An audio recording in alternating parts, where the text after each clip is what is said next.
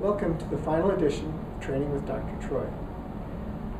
Today I'd like to start with the way I started my very first blog, with a quote from a guy named Glenn Cunningham, who was a runner back in the early part of last century and who actually had hurt his leg and through running was able to both rehab himself and also became a famous runner.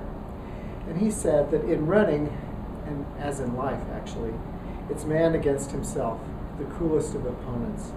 The other runners are not the enemies. His adversary lies within him, his ability with his brain and his heart to control himself and his emotions. I think that's a really good quote about running and how it's a metaphor for life. And hopefully through these blogs I've given you some tools to help in your life, make your life better, specifically around running, but possibly around other ways as well. That's been my goal with this blog anyway.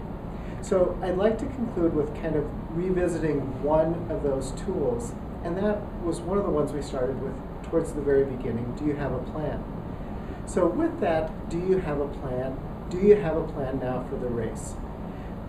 I ran a 5K a couple of weeks ago when I was in Anaheim, and the beginning of the race, it made me remember how all races at the beginning, you're really excited and you really run out fast, and especially for a marathon, having a plan at the beginning.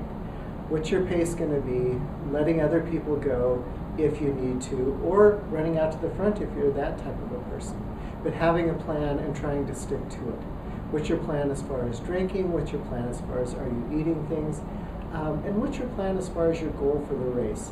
I think having that and trying to stick to it as much as possible is going to make it a more enjoyable experience. Running your own race, not letting anyone else get out ahead of you. So again, thank you for being a part of this blog. Good luck in the race coming up very soon. And I hope to see you there, or if not, maybe this will get you started and you could be training for the marathon next year.